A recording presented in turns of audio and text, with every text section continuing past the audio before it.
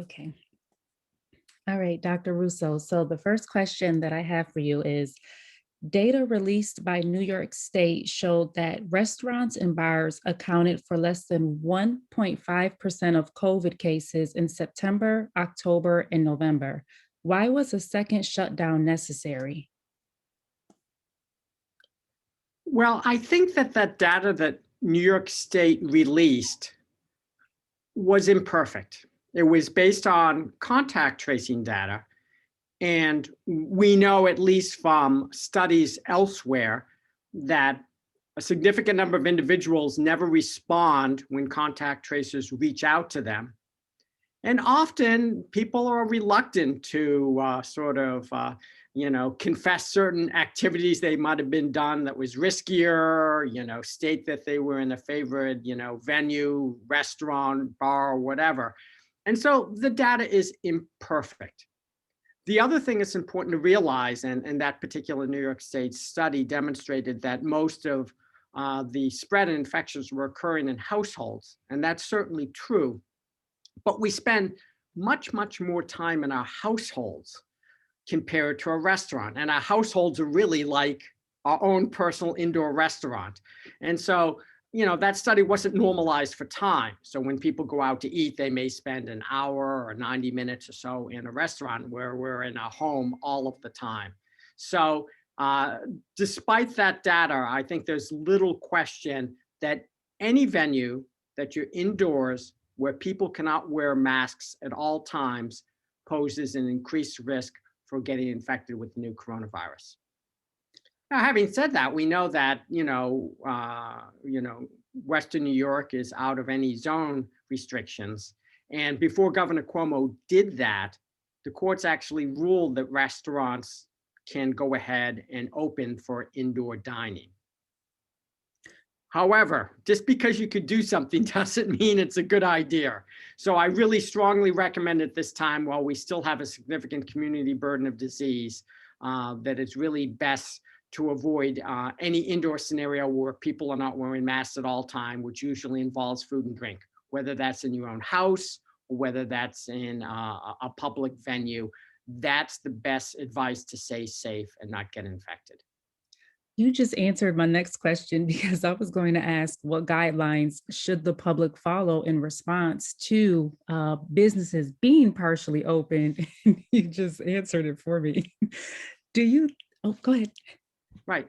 Well, I think that it's important for people to realize that even though we're in the middle of a pandemic, and obviously there's been some restrictions, there's lots of things that we can do that's relatively safe. Now, we can never drive risk down to zero in the age of COVID. Masks and distancing, albeit are strongly protective public health measures, they're still not perfect. And that's why now, with vaccinations available, it's critical that, as many people get vaccinated as soon as possible, which will really help bring this pandemic to an end.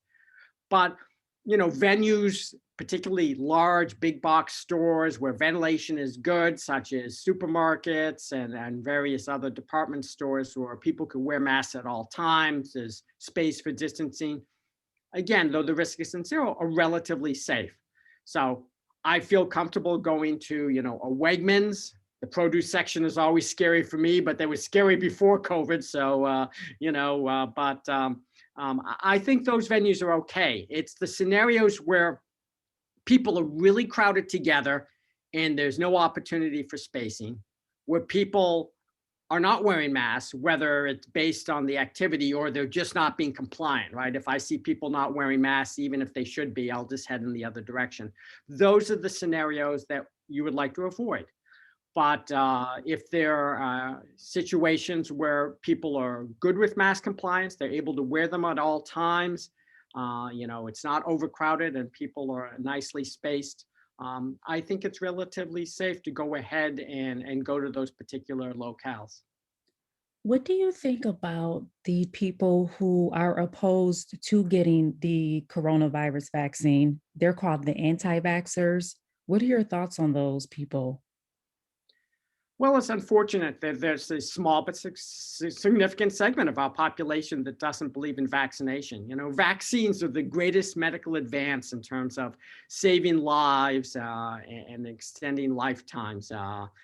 In fact, we've done so well with vaccines that most people don't remember those times when a lot of childhood diseases were so devastating and were, really had unfortunate consequences for many children. The coronavirus vaccine not only is going to afford extraordinary protection for yourself from either getting symptomatic disease or perhaps most importantly, severe disease that you end up getting hospitalized or have a bad outcome. But it also, if a critical number of individuals get vaccinated and we achieve herd immunity, that's going to be beneficial for our community overall. And I think all of us could agree, right? We want to get back to some semblance of normalcy, right? The best way to do that is to achieve herd immunity by getting 75 to 80% plus of individuals here in Western New York vaccinated. That will convert a potentially lethal disease to either a trivial disease or certainly disease where people will be very uncommon for them to end up being hospitalized and have a bad outcome. And we could go back to business as usual, kind of. I think that we're still going to be, think people still think about maybe wearing masks during, flu season and respiratory virus season. But I think we could get back to doing a lot of the things that we were doing before. And so vaccination is, yes, it's about you, but it's also about others and protecting others as well. And in Western New York, we're really a community that pulls together and, is very caring. And so I really believe that overall, we are going to achieve the significant number of vaccinations that is required here for us to achieve herd immunity. And what do you think about the lawsuits that made reopening possible? Well, from an infectious disease public health point of view, I was disappointed. I don't know the legal nuances, and I certainly understand that this pandemic has been economically devastating for a large number of businesses and restaurants in particular. But having said that, the data is unequivocal. Indoor dining increases the risk of you getting infected with the coronavirus. And even, with people 6 feet or more apart, many restaurants have less than optimal ventilation. There's nothing magical about 6 feet. People are going to be indoors for, prolonged periods of time. And, as conversation gets exuberant, respiratory particles will be spreading throughout the restaurant. And so, you know, indoor dining will increase the number of cases. And as the number of cases increases, so will the number of hospitalizations and bad outcomes. So again, even as I said before, just because you're now allowed to do it does not mean it's a good idea to do it. Now, I should add that, people say, well, okay, I've been vaccinated or I was recently infected, so now I have a degree of immunity, so I could safely do whatever I want. Well, that's not really completely true.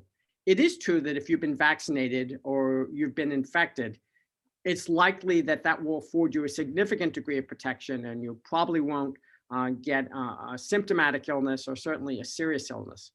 However, what we don't know yet, but we know is probable, is those individuals can get asymptomatically infected. And if you're asymptomatically infected, then that raises the possibility that you can infect others. So if you go to a restaurant and your mask is down and you happen to be asymptomatically infected, you'll be putting the other patrons in the restaurant that haven't been vaccinated or have not previously been infected with the coronavirus at risk for getting infected. So I think that's something that's important for people to consider. And that's why even if you've been vaccinated or if you've been infected previously, we still recommend that you need to wear masks and follow public health measures because it's possible that you could be a vector to spread the disease to others at this point. Do you think another shutdown is possible? I hope not. I mean, remember, except for the beginning, we really haven't had a significant shutdown. It's been sort of a more directed type of shutdown for certain types of venues. And over the last several weeks, we've been doing well. The number of hospitalizations have been down. The number of new cases have been down. Our test positivity is improving. So all the metrics that are monitoring new coronavirus infections are going in a positive direction. A bit earlier than I anticipated. I didn't think it was going to occur until towards the end of this month and into March, but I'll take it, right? The sooner we can get rid of this disease, the better off I think we'll all be. There's some concern that variants are circulating uh, uh, may prove to be problematic and we will lose ground. I hope not. The same public health measures that we know work against the prior versions of this coronavirus will prove to be effective against the variants as well, as should our vaccines. So I'm hoping we'll continue to go in a good direction. And as we get more and more vaccines individual, there'll be fewer hosts that will be susceptible to getting infected. And in a few months, we'll hit warmer weather. And we know outside activities is much more forgiving than indoor activities as well. So I'm hoping, knock on wood, fingers crossed, that this is the beginning of the end. But we still need to be rigorous and double down on those public health measures. Get vaccinated, and even if you've been vaccinated, continue to follow those public health measures until we drive these cases down to zero, close to zero in Western New York, and achieve that magical number of people getting vaccinated so that we have herd immunity. And last question, speaking of vaccinations, how well is vaccine distribution going in Erie County? Well, I think that, the process was shaky when we started, and we were still learning how to most efficiently administer vaccine. And though the system remains imperfect, and we sort of have the online state system for certain eligible groups, and then we have the pharmacies for people over 65, where if you have to call in, and that's a little bit of the wild, wild west, people on speed dial trying to get their appointments. We could improve upon that process. Sort of one-stop shopping would be great, and developing waiting lists for those that would most benefit for the vaccine would be great as well. But having said that, the process is slowly evolving, efficiencies increased. And right now, the issue isn't so much the process of getting vaccinated, but supply. Supply is slowly increasing, and I think that it's going to significantly increase, as we get into March and April. And I'm hoping that everyone wants to get vaccinated, there'll be vaccines available. So it's been a bit of a slow rollout.